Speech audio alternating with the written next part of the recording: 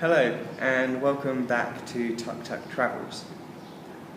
After finishing in Ho Chi Minh City, or Saigon, we then went to Hoi An, which is a historic fishing port about midway up Vietnam.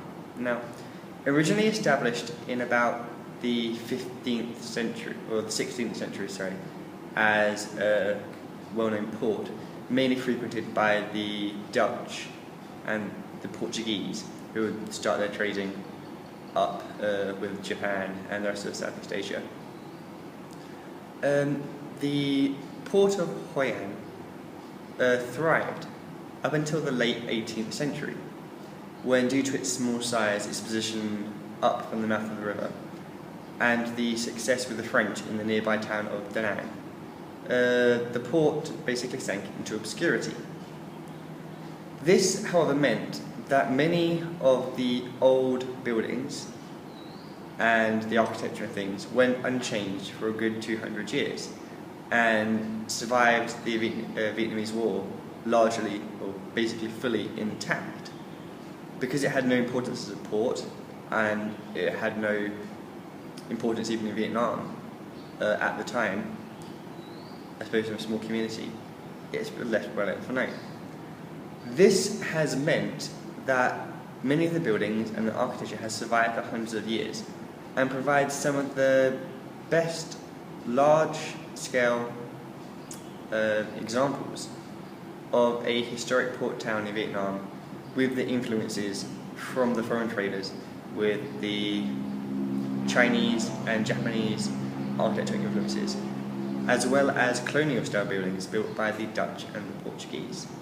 Indeed, it was made a World Heritage Site in 1999.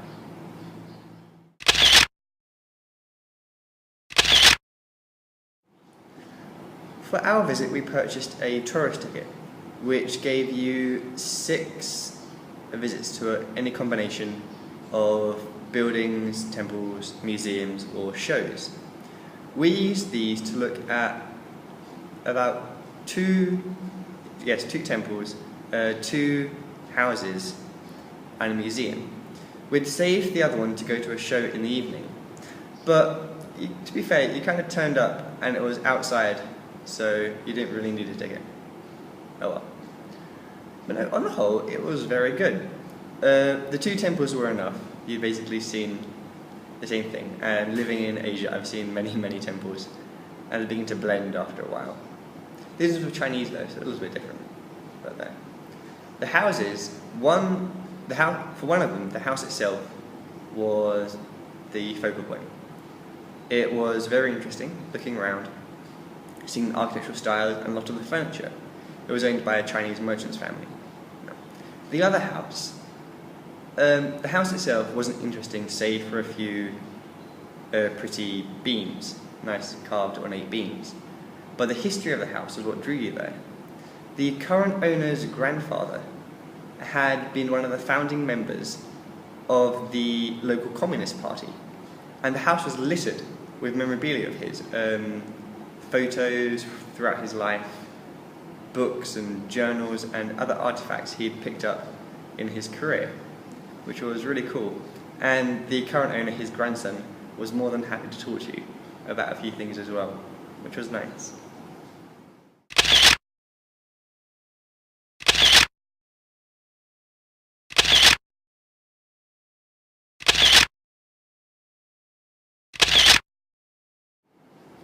Before we headed back to our hotel, we also stopped for tea.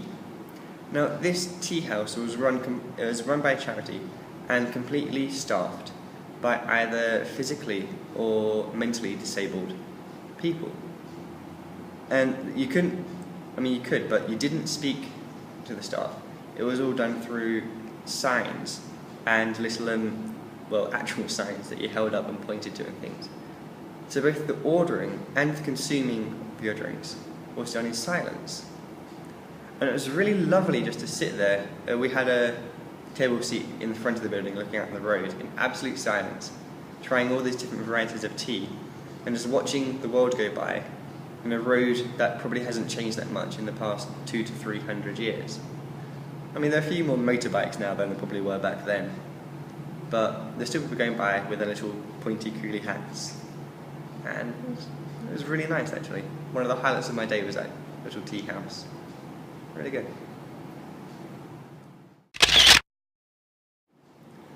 I should briefly mention our hotel.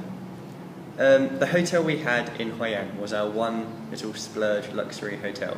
It was a spa resort outside the town, and it was lovely.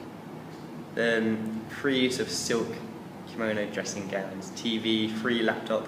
Couldn't take it home obviously, but there was a free laptop there, Wi-Fi, and then the bathroom. The shower was just this hole in the ceiling where the water just cascaded down, and the bathtub. I had my first bath there since being in Thailand. Take that as you will. But my first bath, and this huge stone tub. It was heaven. I think I stayed for like an hour just in this water. It was nice. I miss hot baths.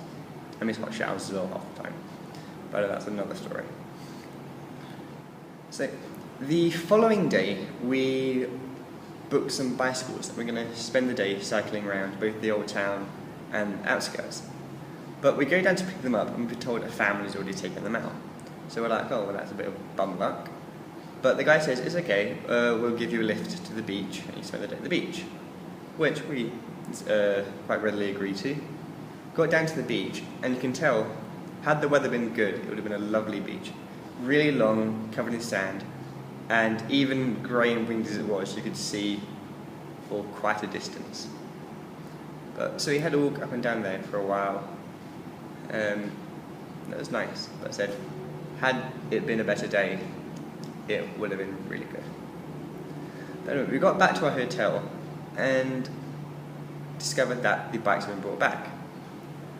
So we then took our bikes out and we went cycling around.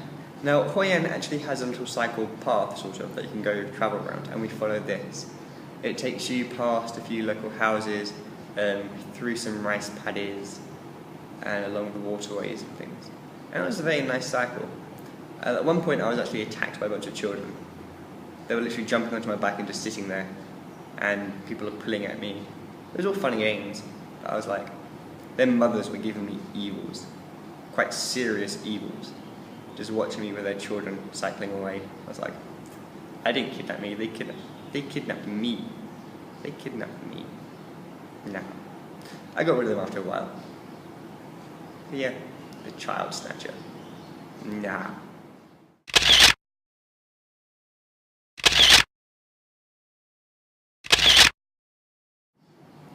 We were going to conclude our trip in Hoi An by then going up to Hue, which was the old capital of the Middle Kingdom, and it was meant to have some beautiful buildings.